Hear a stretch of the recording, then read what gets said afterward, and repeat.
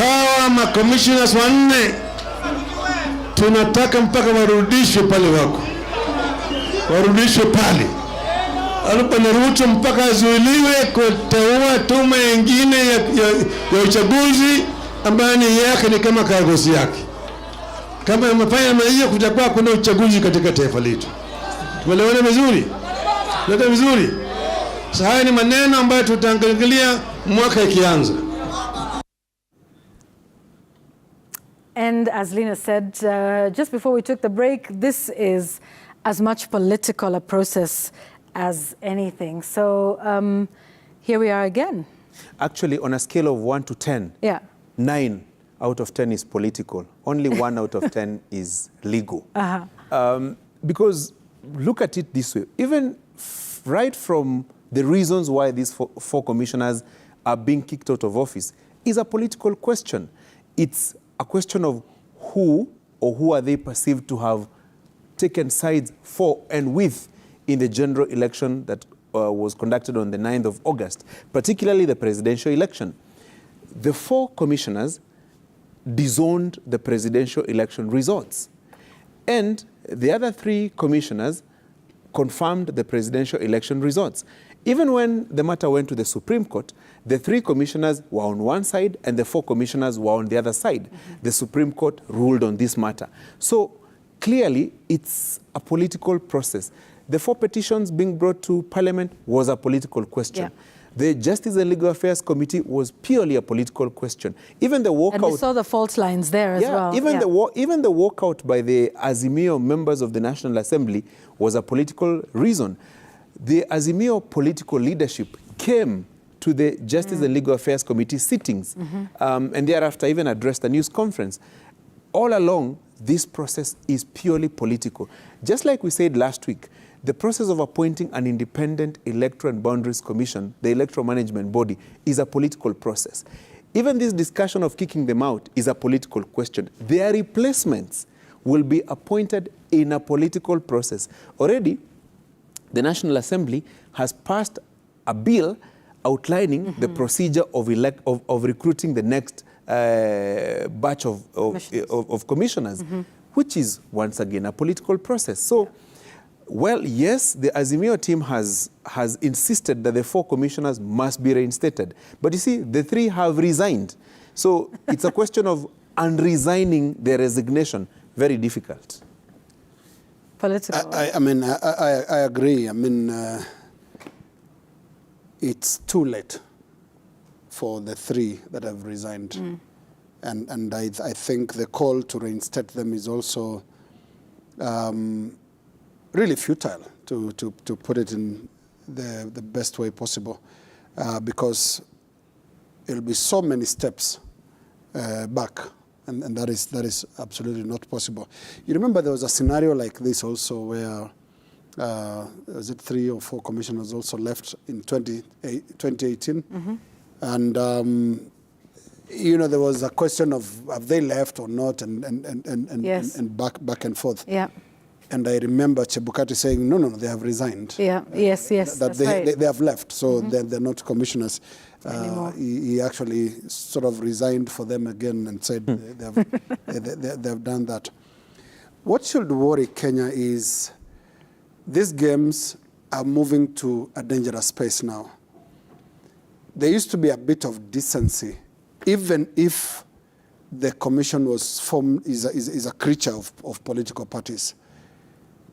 This is the first time that we have seen a commission splitting into 2, 1 for and 1 against election results of the same election that they are running. So on one hand, there was Chebukati, the chairperson, Gulie, and also Moya Bolu on one side, and then on the other side we have the Cherera 4. And both sides were seen as one is pro Kenya Kwanza and the other side is seen as pro Azimio. This divide, this blatant and open divide along political lines, it should indeed worry us about the future of the management of elections. In fact, we're having and spending a lot of time now discussing the Cherera 4 the tribunal and all that. Yet, the real battle, the real drama in this country will start towards the end of January when Wafula Chebukati, his term comes to an end, that of 2 other commissioners. And remember, mine has already 3. Yes. So you are last man standing. If she survives, the tribunal will be the only commissioner in January, or towards the end of January, to be in the IEBC. In fact, the vacancies are not the problem. The big problem is the next battle. And you can see what the politicians are doing. They're just preparing the stage for another very bloody contest on how the next IEBC should be constituted. And what should worry also the country is both sides are digging in. Both sides are digging in. You have this side already moving with the processes, and they intend to as much, and that's what politicians do. You intend to exploit the book as much as you can to seize control. So I don't see Kenya Kwanza shying away from making appointments that are favorable within the IEBC. Just the same way as Mio, given the opportunity, will want to make appointments that are seen as favorable to the IEBC. But the real question is, and there was that point by Wanderi about the state of corporate governance within the IEBC. I think that's the next thing that really needs to be resolved. Because we're also talking about the commission. What is the state of that secretariat? Yes. What is the state of that secretariat? Is it a secretariat that is handled by people with integrity? Or are they also part of these games that we are seeing in the commission? 4 commissioners versus 3 commissioners. So the real battle really starts in January. This is just a warm-up. And you remember during the elections, or rather in the run-up to the elections, we'd really talked about the issue of trust in the IEBC commission, and they had a trust deficiency or a deficit. And these were some of the questions, to the extent that any pronouncement they made on a procedure, would it be procurement or any other decision, that was always questioned. There was always skepticism that was received by the public about any decision that was made. Amongst them, even, remember, there was the issue about who knew about the ballot papers that were supposed to be arriving in the country prior to the election. And these were issues we had talked about. Here we are now with such a fractious process, heading into yet another process of selecting them. And so you find that the challenges of trust within the IEBC just continue to compound. From what we've had from 2017 with what was said at the Supreme Court, how will we ever start to resolve those issues? And, the election went the way it did, but I'm sure there's much room for improvement in the manner in which IEBC conducted itself. So let's go back to 2017, right? So after the Supreme Court and everything, remember they conducted, in fact, a self-audit, said these are some of the challenges we had, this is how we plan to resolve them. Who is doing that right now? Because there's literally, nobody saying within the IEBC, okay, great, we've the August 2022 election is done and dusted. How did we do? How did we perform? Here, we got this right. Here, we didn't get this right. Here, we need to improve. This is what we will do going forward as we prepare for by-elections for 2027. But right now, which is a crucial time at this moment, just months after the election, to start to be reflective on how it's going, and yet there is nobody to do that. 3 commissioners have resigned, 3 others are leaving, 1 is facing a tribunal. By-elections are going on because there's a secretariat. But for me, that's the key thing that is now missing in this process, that who is auditing within the commission what happened in 2022 in August, and how are they going to start to improve their systems? Then you'll have a whole new set of commissioners who will have no institutional memory of what happened in 2022, what happened in 2017, and then now to start to say, this is how we move forward. And so then, what happens to how we manage elections in this country? That's my concern. And very good concern. Was it strictly the space of IEBC alone? Fair enough. I think there is a lot of blame that should be shared around. Yeah. In 2017, an presidential election was nullified. Yeah.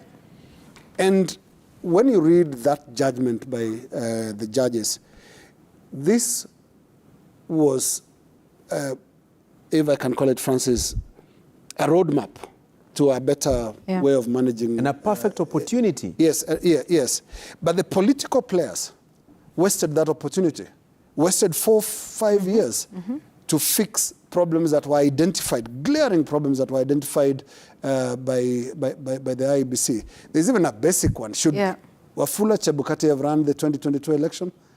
A very basic thing like that. After what was said in 2017 by the Supreme Court. In 2017 that you have.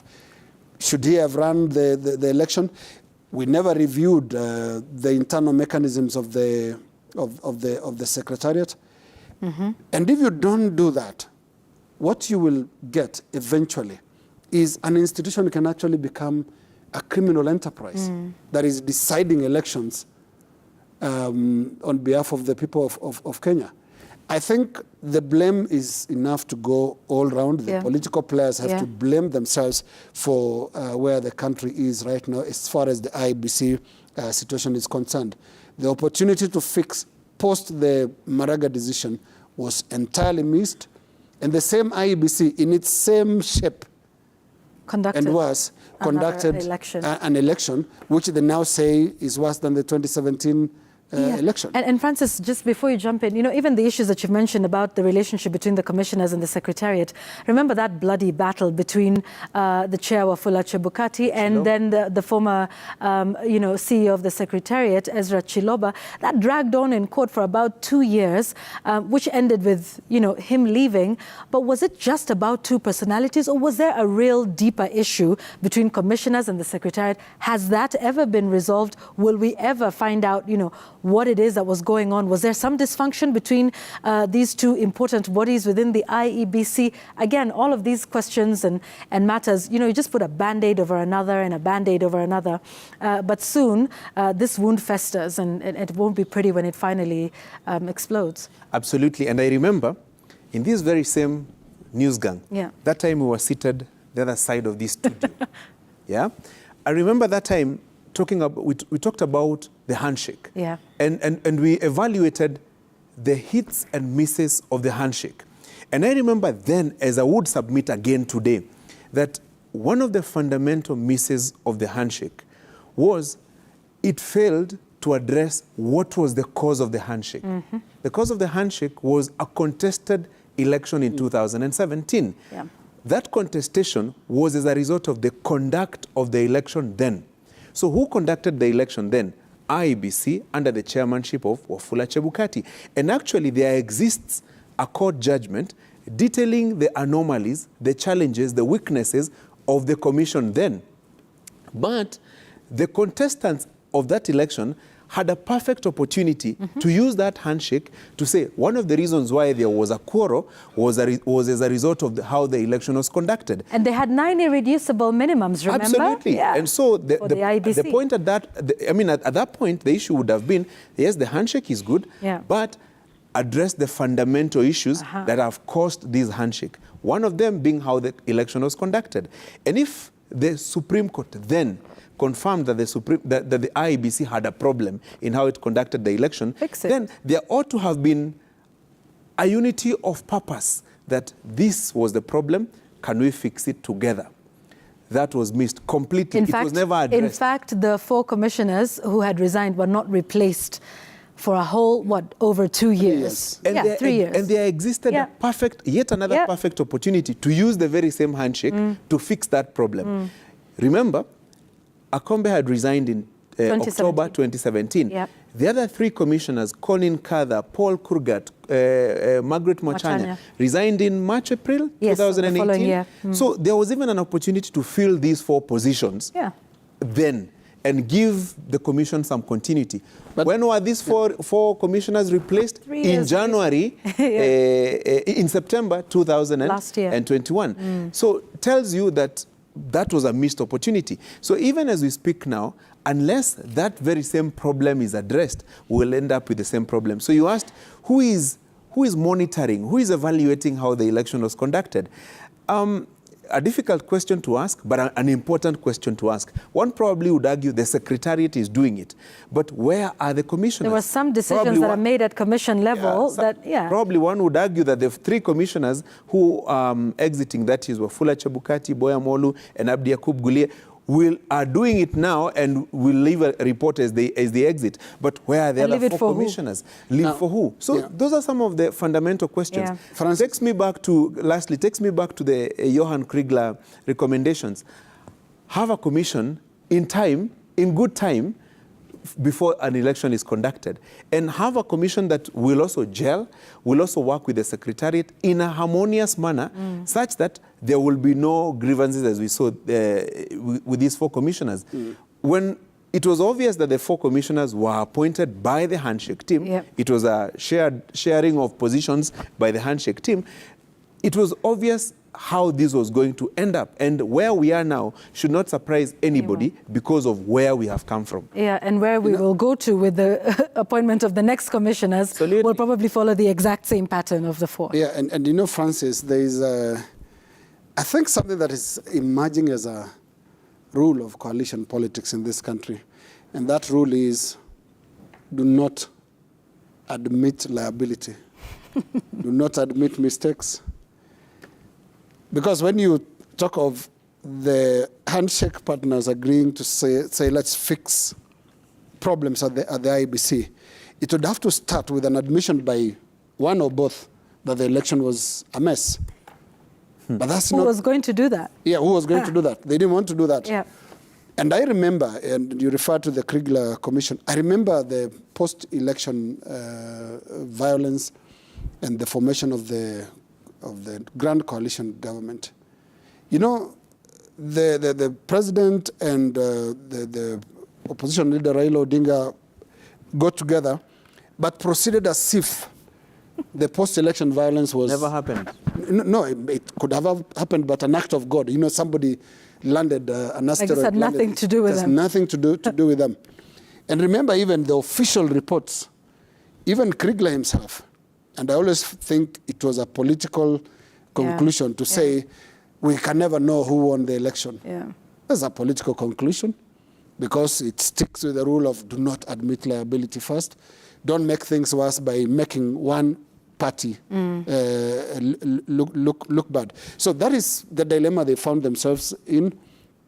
And in the process, they wasted 4-5 years that should have been, and I agree with you, used to, among other things, address the weaknesses in the IEBC. And yet here we are. Gentlemen, I'd like us to just focus a little bit on another conversation that is picking up steam. So there's, very quickly,